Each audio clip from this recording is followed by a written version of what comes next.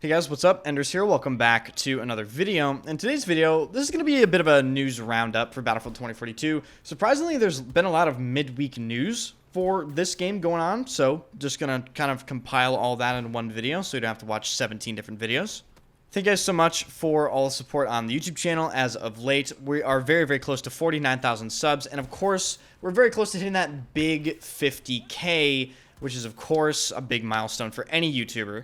So again, thank you guys so much for that, and if you enjoyed the video, hit the like button and subscribe to the channel. If you want to stay up to date with anything Battlefield related or really FPS game related in general, this is the channel for you. I always try to give unbiased, honest opinions about the games that I play, and I will absolutely be covering the next Battlefield game in depth. So the first thing I want to mention in this video is that there's actually going to be a bit of a midweek update that was unexpected. Update 5.2.1 for 2042 goes live next week, most likely Tuesday, as that is when they push out updates for Battlefield 2042 typically.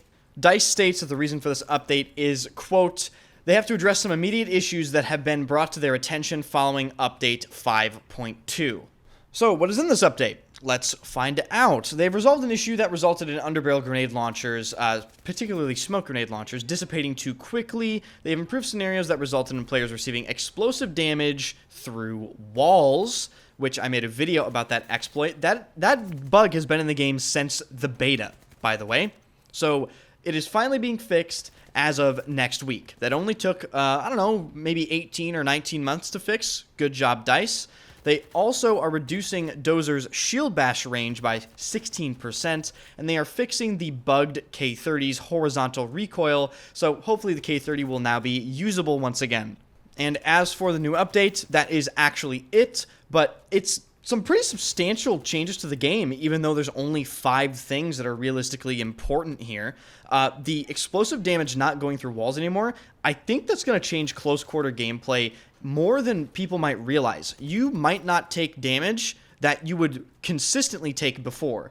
And one final note about this update. In the post about the update, DICE had this to say for the future of Battlefield 2042, quote, while we cannot share details with you today, we'd encourage you to keep your eyes peeled on our social media channels next week for a look towards what is over the horizon. So they're definitely teasing at, I would guess, is Season 6, but I would like to see them tease at something Season 6 and beyond.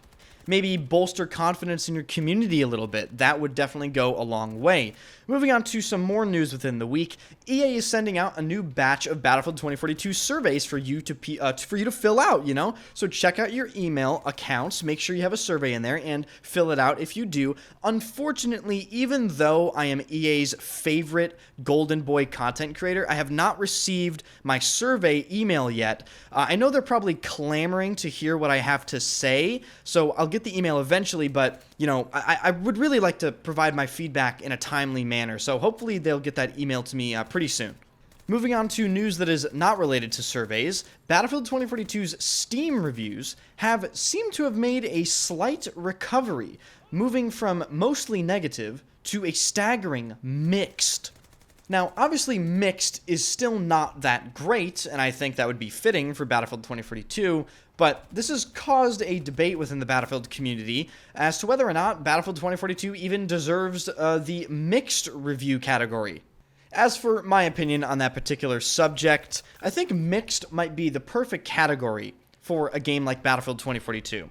The game has undoubtedly improved, but there are still a slew of things that have yet to be rectified. Some of those things are still extremely massive gameplay elements, such as weapon balance, vehicle balance, you know, fixing some of the performance issues, fixing the mouse and controller input, the recoil bug, etc., etc. So the game still has a ton of problems, but they did manage to pull it back in a way that I don't think many people were expecting. But even though, in terms of their thought processes and the changes they were making, they might have pulled the game back a little bit, the player count has steadily declined over the past 5 to 6 months, with very little in the way of player increases even for updates. In other news, you might have noticed that you got a random update for your Battlefield 2042 game shortly after update 5.2, and there wasn't much information on this initially, but now we know what it was for. There was an update that addressed some vehicle counts in Hourglass 64-player and Hourglass 128-player Conquest.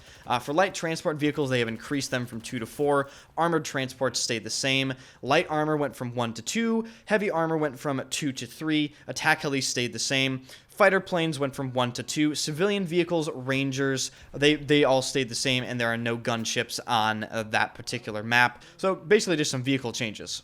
And lastly for today's video, 2 player cards have been data mined that potentially show some leaks regarding to Season 6 or maybe some content past Season 6. Unfortunately, I actually can't find the screenshots of these leaks, but I will link a video from Ghost Gaming in the description. I don't really want to take the screenshots from Ghost Gaming's video, so I guess you could just watch his video. But essentially, it shows some sort of biodome area. If you imagine the biolab from PlanetSide 2, it sort of looks like that.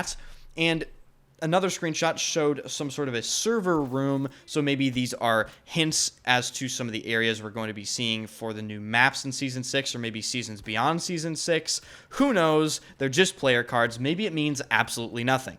But that is going to do it for this video, ladies and gentlemen. If you enjoyed the video, hit the like button and subscribe to the channel. I stream every single day at twitch.tv/enders.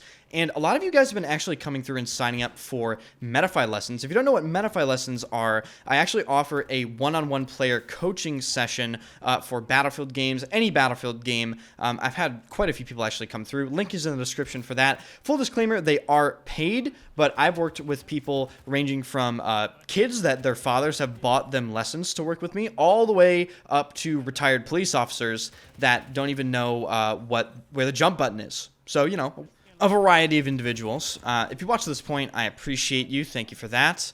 Comment down below what you ate while you watched this video, because apparently that's a running meme on this channel now, and I'm kind of all for that. And I'll see you guys later. Put in a lot of fucking work here. Up in.